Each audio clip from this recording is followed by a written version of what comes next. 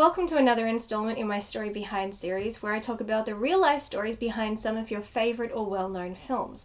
Today I talk about the true story that inspired the iconic cult classic, Scream. Scream is a 1996 slasher film directed by Wes Craven and written by Kevin Williamson, and follows the character of Sidney Prescott, a high school student in the fictional town of Woodsboro, California, who becomes the target of a mysterious killer in a Halloween costume known as Ghostface. Originally developed under the title Scary Movie, the film takes elements of black comedy and whodunit mystery with the violence of the slasher genre and uses them to satirize the cliches of the horror genre that had become synonymous with it at the time. The film received many awards and its score earned cult status, and to this day remains one of the highest grossing slasher films in adjusted dollars, and has gone on to spawn 3 sequels with a 4th on the way. But what inspired this iconic slasher? In 1994, then aspiring screenwriter Kevin Williamson was watching a news story on TV about a series of grisly murders by a man the media had named the Gainesville Ripper. Williamson was concerned about intruders after watching the reports when he found an open window in the house he had been staying in. This would inspire him to draft a script featuring a young woman alone in a house who was taunted over the phone and then attacked by a masked killer. And by 1996, cinemagoers worldwide would become familiar with the script as it hit the big screen under the title Scream. But who was the Gainesville Ripper?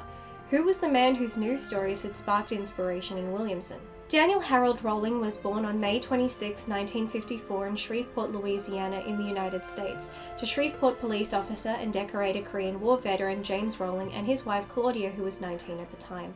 He was their firstborn, with a second son, Kevin, born a year later. Daniel was conceived just 2 weeks after his parents wed, a fact that infuriated James. James would proceed to be violent towards his wife throughout her pregnancy, and she would eventually leave, but violent men like this rarely ever let their victims leave. James followed Claudia to her parents' home and dragged her back. Once Daniel was born, the Rowling household was not a happy one, to say the least. James Rowling continued to be a controlling and violent man who some had suspected suffered from PTSD and other mental illnesses. His abuse towards Daniel began as soon as he could crawl. When Daniel was 4 and his brother Kevin was 3, their mother Claudia would attempt to leave James again after a benign argument would result in her receiving a punch to the face, causing a cut lip. She would manage to stay gone for 6 months, but as most stories of domestic violence go, James would eventually break her down and convince her to return, and so the back and forth would continue. 4 years later, Claudia would leave again, and again it would be short-lived. James would regularly beat his sons, and often for imagined transgressions, from not liking how they sat to not liking the way they breathed. Daniel and Kevin grew up fearing their father, as their abuse ranged from verbal to physical. James was not against using a belt, but would also use his fists, always threatening the boys that if they made noise, their punishment would increase. Daniel, however, caught the brunt of the abuse dished out amongst the siblings, being verbally abused daily and being whipped 1 to 2 times a week. As the boys got older, they became more aware that their father's violence was not just directed at them, but at their mother as well. But out of fear for their father, there was nothing they could do. The children begged their mother to leave, but she would not. The children weren't even allowed birthdays, and you can imagine how holidays were spent in such a household. Due to the severe abuse at home, Daniel would begin to develop personality problems and severe nervousness, and his education would suffer for it. It was recommended Daniel receive counseling, which he would never get. Instead, it would result in more verbal abuse from his father. One can only wonder if the boy had received counseling, or if Claudia had actually left and saved her sons from the abuse, Daniel's future might have been different. In 1971, he dropped out of high school and enlisted in the Air Force, where he excelled in his courses but was prone to alcohol and drug abuse. He was kicked out in 1972 at age 18 for drug possession. Daniel would struggle to assimilate into society and hold down steady jobs for most of his adult life. After a short time in the Air Force, Daniel would go to live with his grandfather, and for a brief time he would find stability, in part thanks to his attendance of King's Temple United Pentecostal Church. It was there that he would meet future wife Omatha Halko, who would later remarry and become Omatha Loomis. The two married in 1974 and had a daughter, Kylie, a year later, and had a loving marriage. Sadly, Daniel's substance abuse and past trauma would be his undoing, as he would begin to repeat the abuse he suffered upon his own family. On top of this, he was unable to hold down a job and suffered from impotence, which exacerbated his substance abuse issues. Omatha filed for divorce in 1977 after Daniel held a shotgun to her head and threatened to kill her. After his divorce, Rowling became a drifter and committed several armed robberies in Alabama, Louisiana, and Georgia, and was eventually arrested and served 6 years in prison. While in prison, he developed physical strength through lifting weights, but this would not save him from the abuse he received at the hands of guards and inmates. After his release, he would return to a life of crime and would again be arrested in 1985 for armed robbery.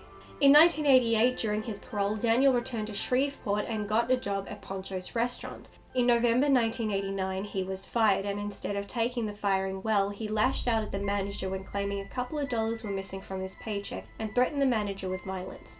This night would end up holding greater significance, as it was this night he would commit his first murder. That night in 1989, Daniel would rape 24-year-old Julie Grissom and stab to death Julie, her father Tom, 55, and his 8-year-old grandson Sean. Daniel had watched Julie in the past as she worked at Dillard's department store, but that night his voyeurism turned into a dark and brutal reality. He positioned Julie's body with her legs spread and her hair fanned onto her bed. The victim was discovered with tape marks on her wrists and bite marks on her breasts.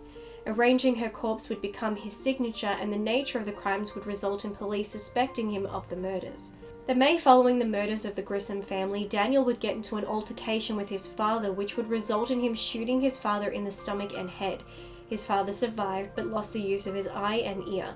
It was at this point Daniel would flee Shreveport and eventually make his way to Gainesville. The university town of Gainesville, Florida, which at the time was ranked as the 13th best place to live in the US, became anything but. Daniel had set up a campsite in the woods near Archer Road with a tent and mattress he had bought at a Walmart, among other things. It was at the Walmart he saw freshman girls Sonia Larson, 18, and Christina Powell, 17, purchasing items for their new apartment. In the early morning hours of August 24, 1990, Daniel, armed with an automatic pistol and a Marine Corps K-bar knife, much like the one used by slasher killer Ghostface in Scream, Daniel broke through the back door of the young freshman's apartment after spending many hours spying on the girls. Daniel, after much decision, went upstairs and stabbed young Sonia. He then taped her mouth to silence her cries and continued to stab her as she attempted to fend off her attacker. Daniel then went downstairs, taped Christina's mouth, and bound her hands behind her back and cut off her clothes. He sexually assaulted the young girl before repeatedly stabbing her in the back. Before leaving, he posed the young women's bodies and mutilated them. Their bodies would not be found for a couple of days. On the evening of August 25th, Daniel broke into the apartment of college student Krista Hoyt. During the trial, he would admit to spying on Krista and deciding to attack her when he noticed the striking resemblance she had to his ex-wife. Just 2 miles from the first crime, Daniel pried open Krista's sliding glass door with a screwdriver and awaited her return. At 11 a.m. when Krista returned home, she was quickly subdued, bound and gagged with tape, and had her clothes cut off. He forced her to the bedroom where he proceeded to sexually assault her. Like with Christina, Daniel turned Krista onto her stomach after the sexual assault and stabbed her in the back. He would then mutilate her body, slicing off her nipples and slicing open her torso from chest to pubic bone. Daniel then decapitated Krista, placing her head on the bookshelf in her room before leaving. Around 3 a.m. on August 27th, Daniel entered a third apartment which was occupied by college students and roommates Tracy Poles and Manuel Taboda. Like at Krista's apartment, he pried open a glass sliding door with a screwdriver and made his way to the bedrooms. First, he found Manuel and stabbed him. Manuel awoke and tried to fight off his attacker and was eventually stabbed repeatedly. Tracy awoke hearing the attack and went to investigate the noise, where she caught a glimpse of Daniel.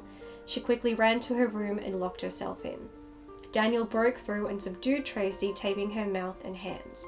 He cut her clothes off and sexually assaulted her before turning her over and stabbing her through her back repeatedly. He then posed her body and left. Neither body was mutilated, leading officials to believe he'd been interrupted.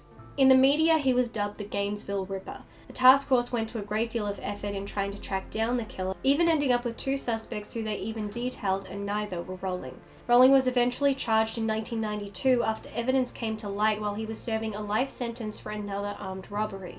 He would not stand trial until 1994, where he would plead guilty. During the trial, Daniel was diagnosed with antisocial personality disorder, borderline personality disorder, and paraphilia. He was found guilty in 1994 and sentenced to death. He would remain in prison for 12 years until being executed by lethal injection on October 25, 2006 at the age of 52. It wasn't until just hours before his execution that he confessed to the triple homicide in Shreveport.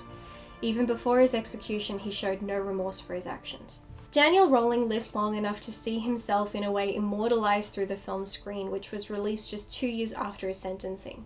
While the crimes in the film are nowhere near as grotesque or violent as those Rowling's victims endured, Williamson's original draft contained far more gore and violence, which he was required to remove.